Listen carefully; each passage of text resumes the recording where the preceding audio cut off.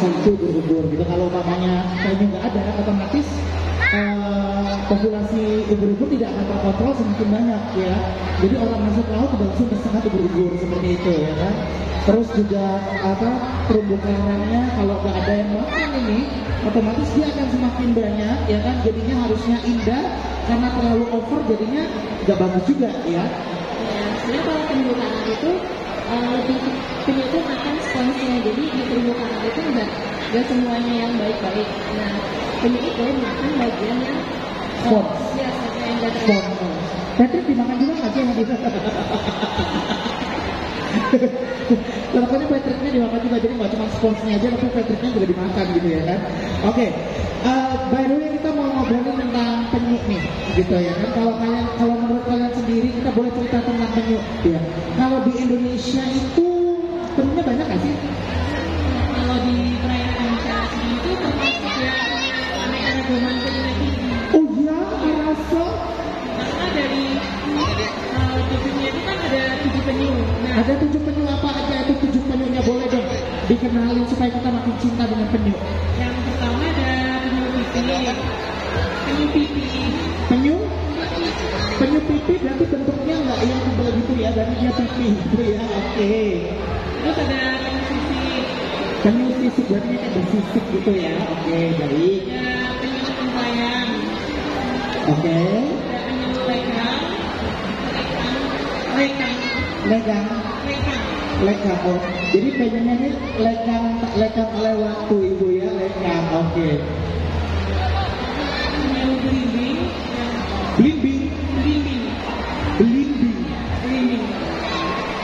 Oh, saya kira asalnya dari belimbing sendiri ya. Makanya namanya penyu belimbing gitu ya. Terus apa lagi? Ada Penyu hijau. Sama yang lain itu kayak serigala. Nah, itu tuh kayak termasuk yang satu-satunya spesies yang nggak ditemuin di Indonesia. Apa itu? Serigala. Oh, dari namanya aja kayaknya udah ada di Indonesia gitu ya kan? Karena agak-agak Inggris gitu namanya ya. Oke, berarti dari di antara 7 ini 6 itu ternyata ada di Indonesia, dan yang paling banyak ditemui kalau untuk penyu sendiri kalau di Indonesia tuh di daerah mana sih? Kalau penyu sendiri hampir di semua perairan Indonesia itu dapat ditemui. Tapi kita dari Jogja biasanya kita tuh ingin ketemu di daerah Orang kritis gitu ya. Jangan pakai itu loh ya, orang kritis ya. Oke, jadi ternyata penyu itu bisa banyak ditemui di Indonesia, dan dari 7 jenis penyu di dunia, 6 itu semuanya ada di Indonesia. Berarti cukup beragam, cukup banyak juga di Indonesia. Tapi kalau untuk jumlahnya sendiri saat ini gimana nih untuk penyu itu sendiri? Jumlahnya sendiri saat ini penyu itu kayak merancang punah. Dan karena sebenarnya yang sedikit dan dia tuh reproduksinya tuh lama.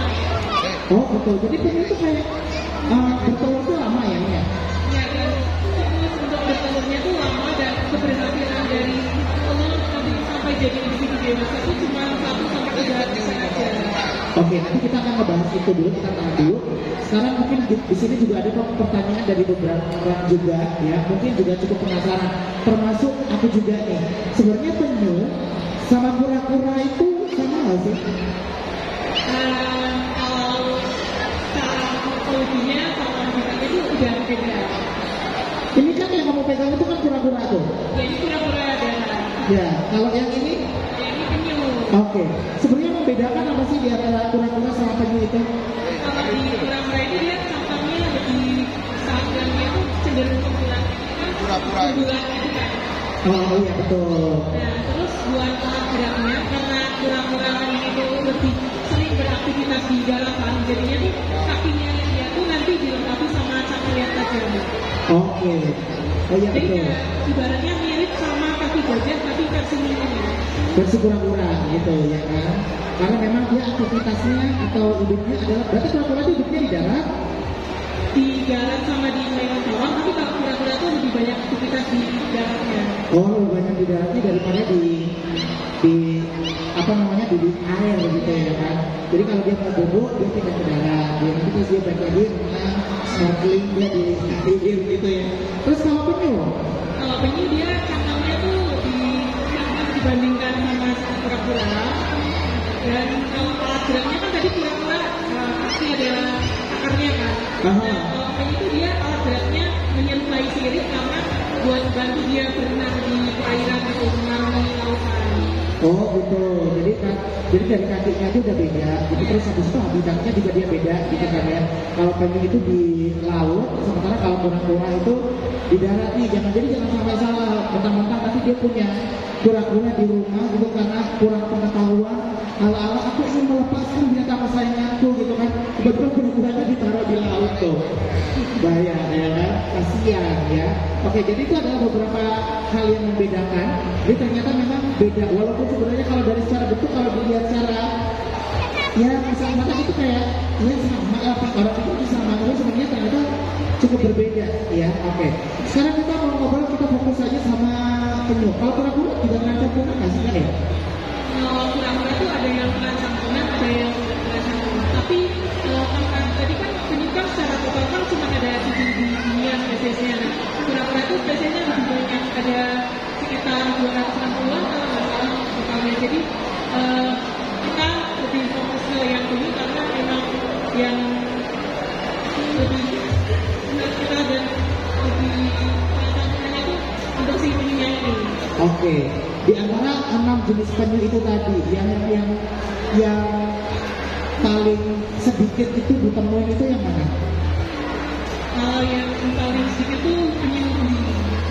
Oh, yang belimbing ya malahan ya. Karena penyu belimbing juga dia ukurannya paling gede. Dan kalau penyu yang lain itu telurnya kan biasanya seukuran bola pingpong. Kalau belimbing itu seukuran bola plastik. Oh gitu ya. Jadi otomatis akan cukup menarik banyak orang untuk ngambil telurnya gitu kan ya. Karena kayak kelihatan gede gitu, jadi orang iseng pengen ngambil gitu ya. Tapi kalau kita ngomongin tentang kepunahan ya, kan pastinya untuk binatang itu punah itu bisa disebabkan oleh banyak hal. Nah kalau dari penyu sendiri ini sebenarnya apa aja sih faktor-faktor yang menyebabkan jumlahnya sekarang semakin lama itu semakin sedikit? Sebenarnya yang paling utama itu dari reproduksinya. Nah, yang penyu itu sensitif banget sama suhu. Jadi kalau misalnya suhunya cukup panas, dia bakal berdominasi sama betina. Nah, kalau saya didominasi sama betina itu jadi keseimbangan terus antara jantung betinanya jadi tinggal. Jadi poligami kan ya, kura-kuranya filmnya ya. Jadi ya itu mengalami reproduksinya, itu dari penyu. Nah, selain sensitif suhu juga itu bergantung sama kondisi di pantainya. Kalau misalnya ekstrim itu dia bakal bisa melintas gitu. Jadi udah bisa. Oh gitu, jadi kayak terlalu banyak halangan dan rintangan ya. Jadi sebenarnya kalau satu penyu itu umpamanya dia sekali bertelur itu bisa sampai berapa sih? 75 dan tingkat keberhasilan dia sampai menjadi bisa lahir ke dunia itu berapa persen? Kalau buat lahir ke dunia biasanya tuh cukup banyak yang berhasil menjadi topik, tapi kalau buat supply sampai dia gede nanti itu cuma 1-3% aja. Nah itu apa tuh yang menyebabkan kok dia nggak berhasil menjadi dewasa? Apakah karena orang tuanya kurang didik gitu kan ya? Atau gimana nih? Misalkan dia udah melintas, terus jadi titiknya itu misalnya nggak dijagain gitu, nggak ada konservasi, itu di pantainya bisa disukai sama hewan kecil gitu. Ya kayak kepiting itu bisa makan kepiting. Kepiting itu bisa makan tukik juga, tapi kan dia nggak sembunyi di dalam cangkangnya gitu. Atau memang tukik itu belum ada cangkangnya? Udah cuma kalau gede itu dia nggak bisa masuk ke dalam makannya gitu. Oh ya ampun, kasihan banget. Jadi ternyata